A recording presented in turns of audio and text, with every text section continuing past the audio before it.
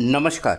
मैं astrologer palmist नील नरेंद्र अपने इस वीडियो में आपका हार्दिक स्वागत करता हूं और हमेशा की तरह आपसे रिक्वेस्ट करता हूं कि यदि मेरे चैनल को आपने सब्सक्राइब नहीं किया है तो प्लीज़ उसे सब्सक्राइब करें, साथ में बेल बटन पुश कर दें जिससे आने वाले वीडियोस का नोटिफिकेशन आपको मिल सके।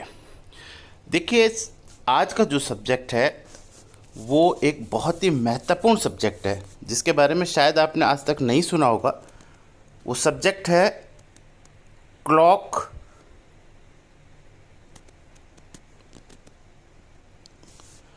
एस्ट्रोलॉजी।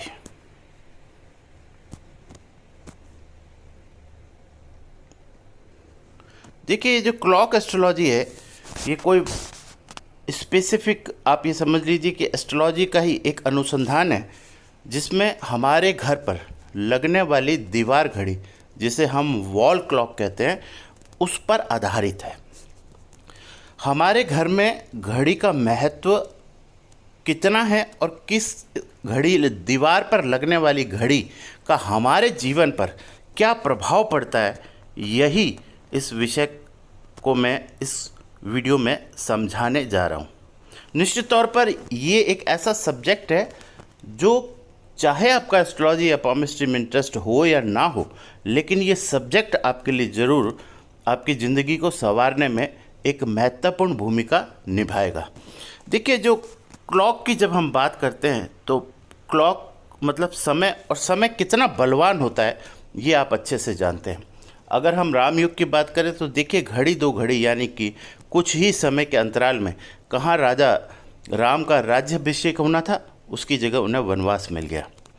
ठीक उसी तरीके से कृष्ण युग की बात करें तो देखिए, धर्मराज युधिष्ठिर की एक ऐसा समय था जब उनकी मति मारी गई, यानी कि जो धर्म के रक्षक थे, यानी धर्म के विषय में जानने वाले थे, जिन्हें धर्मराज की उपाधि से युधिष्ठिर जी को सम्मानित किया हुआ था, उनकी इतनी मति मारी गई कि वो जुए में अपनी संपत्ति के साथ साथ अपनी पत्नी को भी खो बैठे।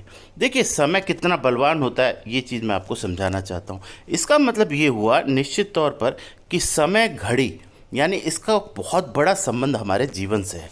देखिए, घड़ी बहुत शॉर्ट में मैं इस वीडियो को ख़त्म करना चाहता हूँ क्योंकि कुछ महत्वपूर्ण बातें ही मैं आपको बताऊँगा।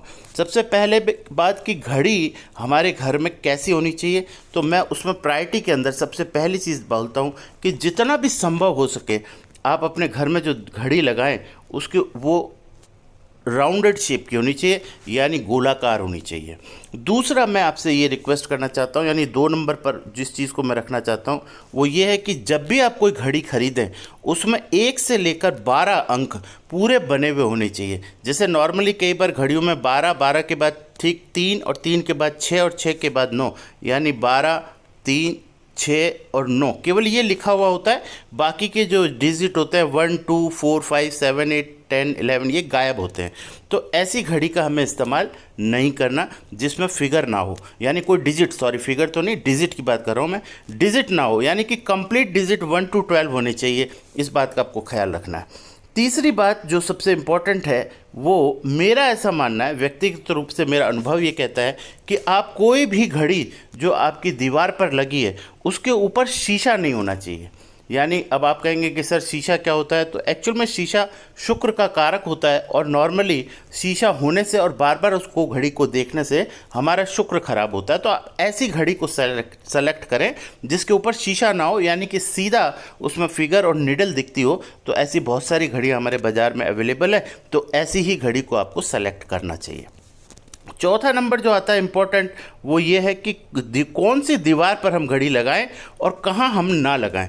तो इसके आधार पर मैं प्रायोरिटी बेसिस पे आपको बता देता हूँ कि सबसे बेस्ट जो आपकी दीवार होती है वो होती है घड़ी के लिए नॉर्थ, और सेकंड कंडीशन में फिर होती है आपका ईस्ट, और फिर आपकी होती है वेस्ट, और फिर होता है आपका साउथ। साउथ को नॉर्मली साउथ में हमें घड़ी को नहीं लगाना चाहिए, यानी ये थर्ड डायरेक्शन तो बिल्कुल वर्जित है। इन तीनों में से जो आप बेस्ट प्रायोरिटी तो नंबर 1 ये है, नंबर 2 पे ईस्ट है, नंबर 3 पर वेस्ट है। तो इनमें से जो संभव हो सके तो आप कोशिश कीजिएगा कि उसी प्रायोरिटी बेस पर जहाँ तक संभव हो सके आप लगाने का प्रयास कीजिए। साथ में जो इम्पोर्टेंट बात जो घड़ी के बारे में मैं एक और आपको महत्वपूर्ण बात बताना चाहता हूँ, जिससे कि आपके जीवन के ऊपर इसका बहुत प्रभाव पड़ता है। 2 बातें विशेष ख्याल रखिएगा। एक तो मैंने आपको बताया कि साउथ में घड़ी नहीं लगानी, इस बात का आपको ख्याल रखना है, यानी कि साउथ डायरेक्शन में आपको घड़ी नहीं लगानी। दूसरा ख्याल आपको ये करना है कि आप किसी भी, आपका घर के अंदर कोई डोर बना हुआ है, जैसे कोई दरवाज़ा बना हुआ है, उस दरवाजे के ठीक ऊपर घड़ी नहीं लगानी, इस बात का ख्याल रखना है। तीसरा जो महत्वपूर्ण बात आपको ख्याल रखनी है कि आप जिस बेड पर सोते हैं उस बेड के जिस तरफ आप अपना सिर रखते हैं उसके जो पीछे दीवार होती है उसके ऊपर आपको घड़ी किसी भी कंडीशन में नहीं लगानी। यानी कि मान लीजिए ये आपका बेड हो, इस बेड के पीछे ये जो दीवार है, इस दीवार के ऊपर अपने सर के ऊपर घड़ी नहीं लगानी। अगर आप ऑफिस में भी हैं तो अपनी सिटिंग चेयर, जो आपकी मेन सिटिंग चेयर है जिस पर आप 8 से 10 घंटे बैठते हैं, उस घड़ी यानी उस दीवार के पीछे घड़ी नहीं होनी चाहिए। नॉर्मली आपने देखा होगा ऑफिस के अंदर कि लोग अपने पीछे वाली दीवार के ऊपर घड़ी लगा लेते हैं और देखने में वो बड़ी सुंदर लगती है, इसलिए लोग उसको लगा भी लेते हैं। लेकिन हमें ऐसी गलती नहीं करनी है, यानी कि घड़ी हमेशा हमारी आंखों के सामने होनी चाहिए। घड़ी हमारी कभी भी पीठ के पीछे नहीं होनी चाहिए, इस बात का आपको विशेष ख्याल रखना है। ऐसा करने से आपकी आयु कम होती है, आपके दिन कम होते हैं। आपको दीर्घायु अगर है तो आपकी आयु कम होती जाती है। जैसे जैसे समय घटता है वैसे वैसे समय आपका बीतता है जीवन का, आपकी आयु कम होने लगती है। देखिए, आयु तो हमारी वैसे भी कम होती है, लेकिन जो हमारा एक आयु का हमारा जैसे टारगेट है, जैसे आज हम एवरेज आयु जो है वो 70 साल मानते हैं, तो ये 70 साल की जो आयु है इसमें भी कमी होने लगती है। इसलिए हमें कभी भी दीवार के ऊपर या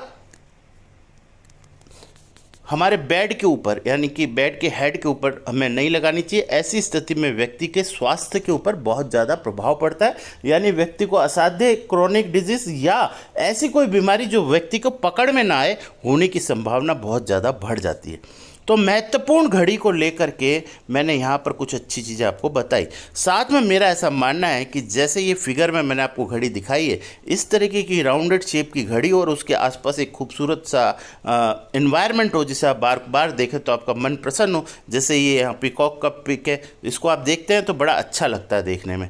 तो इस तरीके से आपको घड़ी के आसपास बहुत ही बेहतरीन चीज़ या कोई भी अच्छी पिक या किसी भगवान की फ़ोटो या जो भी संभव हो सके आपको लगाने का प्रयास करना चाहिए।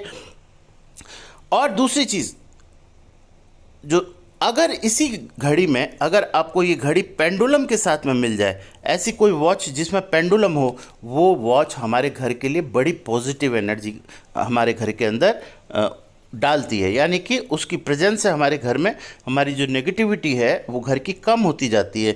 आजकल पेंडुलम वाली घड़ी का फैशन नहीं है, लेकिन फिर भी मार्केट में मिलती है। तो मेरा आपसे करबद्ध यही प्रार्थना मैं तो करूंगा कि जो नियम मैंने आपको घड़ी से संबंधित बताए हैं, अगर इनमें आप जरा सा भी अगर ऐसा नहीं है और आप उन्हें ठीक कर ले, तो निश्चित तौर पर आप देखेंगे कि घर में एक बहुत ही पॉजिटिव एनवायरनमेंट आपका बनना शुरू हो जाएगा। साथ में मैंने आपको बताया कि घड़ी का बंद होना ठीक नहीं माना जाता, घड़ी हमेशा चालू रहनी चाहिए। और साथ में घड़ी के ऊपर कभी डस्ट नहीं होनी चाहिए, यानी आप इसकी नियमित सफाई करें, क्योंकि हम लोग बहुत लंबे समय तक घड़ी को साफ़ नहीं करते जब तक कि वो घड़ी हमें सेल ना बदलना हो या उसे वो बंद को हमें चालू ना करना हो, तो उसी दिन हम उसको साफ़ करते हैं। अगर 1 साल तक घड़ी बंद ना हो और उसका सेल इस तरह से काम करे तो हम 1 साल तक घड़ी को साफ़ नहीं करते। ये जो चीज़ है वो बहुत गलत है, यानी कि इससे आपके जीवन में आपकी जो शुभता है वो कम होने लगती है, ऑस्पिशियसनेस कम होने लगती है। तो बहुत साधारण सा सब्जेक्ट है, लेकिन बहुत महत्वपूर्ण सब्जेक्ट है जिस पर हम कभी ध्यान नहीं देते।